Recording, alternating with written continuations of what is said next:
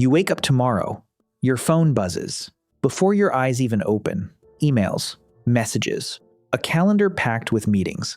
By the time you've had coffee, you already feel behind. But for almost the entire span of human history, none of that existed. No jobs, no bosses, no alarm clocks, no inbox. So what did your ancestors actually do with their time? The real answer is stranger than you think. Picture a small band of humans, maybe 20 or 30 people. They're moving through a grassland at dawn. There is no office, no schedule, no manager. And yet, somehow, everyone knows what to do. How? How does a species survive for hundreds of thousands of years without formal structure? The answer starts with a number. And it might surprise you. In the 1960s, anthropologist Marshall Solins studied hunter-gatherer, societies living traditional lifestyles, including the Jew Hawansi of the Kalahari Desert. He found something unexpected. These groups spent roughly 15 to 20 hours a week securing food. That's it. Compare that with the average work week today. By this measure, your ancestors had more free time than you do. Solins called this the original affluent society. Not affluent because they owned more. Affluent because they had more time. Modern life makes scarcity feel normal. But for most of human history, time wasn't the main problem. Food could be scarce. Danger was real. But time was abundant. So what filled the rest of the day? A lot of it was social. Sitting, talking, laughing. Anthropologist Polly Weissner spent decades studying the Jew Hawansi. She found that after sunset, conversations changed dramatically. During the day, people talked mostly about practical matters. Resources, hunting, gathering, complaints, gossip. But at night, around the fire, something different happened. People told stories, long stories. Stories about relatives, disputes, the spirit world, people who had helped them, people who had wronged them years before. Why does that matter? Because storytelling wasn't just entertainment, it was information. It taught children who to trust. It connected distant relatives. It preserved memories. And it helped groups cooperate. Your ancestors weren't simply passing time beside the fire. They were building the social system that made large-scale human cooperation possible. Then there was maintenance. A lot of it. Tools didn't sharpen themselves. Skins didn't tan themselves. Spear shafts needed checking, straightening, rebalancing, and fires needed constant attention. There were no matches. Keeping an ember alive could mean the difference between a comfortable night and a dangerous one. This work rarely gets counted when we imagine work, but it filled hours every day. The difference was that nobody was paying you to do it. There was no boss checking your progress. There was only the weather, the cold, and the needs of the group. Then there was play, real play. Children mock hunted with tiny spears. They chased. They wrestled. They competed. Adults played too. They danced. They wrestled. They tested their skills. Evolutionary psychologist Peter Gray has argued that free play was central to hunter-gatherer childhoods because it allowed children to practice adult skills without the consequences of real failure. A missed throw during play cost nothing. A missed throw during a real hunt could cost a meal. Play was practice disguised as fun, and it wasn't limited to children. Adults played too. Here's where things get even stranger. You might assume that all this free time would make ancient humans bored, but boredom itself may be partly shaped by modern life. Think about what boredom feels like today. You're doing something, but you feel like you should be doing something else.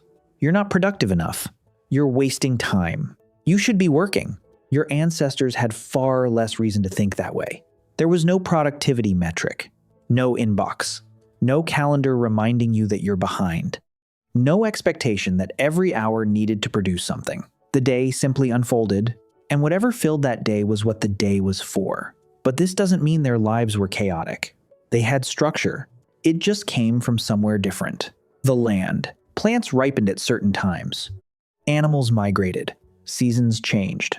The group moved with those rhythms, not against them. Anthropologist Richard Lee, who conducted detailed time use studies among the Jew Hawansi, observed that subsistence work could be concentrated into a few intense days, followed by periods of rest, and social activity. It wasn't an even 40-hour week. It came in waves. Think about that. Waves. Modern work often looks like a flat line. 5 days on, 2 days off, then repeat. For decades, ancient human labor could look very different. When conditions demanded effort, people worked hard. Together, for a burst of time, then the wave receded. People rested, socialized, played, told stories. So if there was no boss and no fixed schedule, what organized the day? Mostly, other people. Decisions were communal. If one person wanted to hunt while another wanted to gather roots, the group could divide.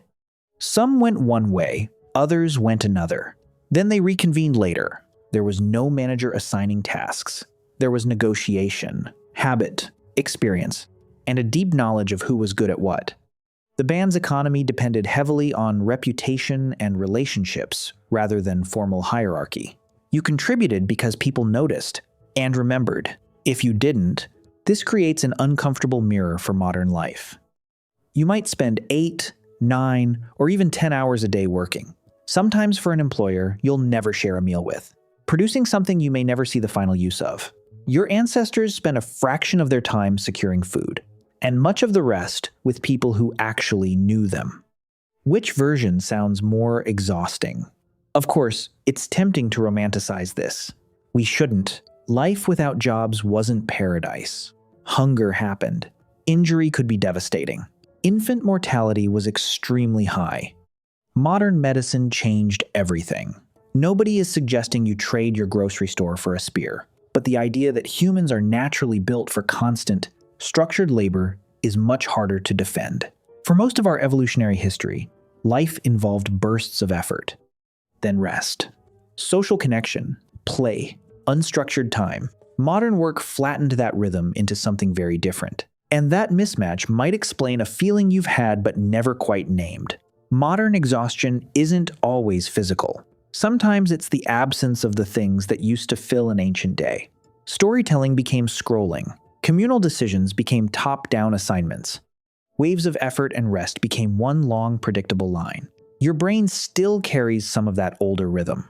The rhythm of the fire. The group, the story. So the next time your calendar fills up and your inbox refuses to empty, remember that band moving across the grassland at dawn? For most of human history, a full day wasn't measured in meetings. It was measured in stories told. Tools repaired, children taught, fires kept alive, people connected.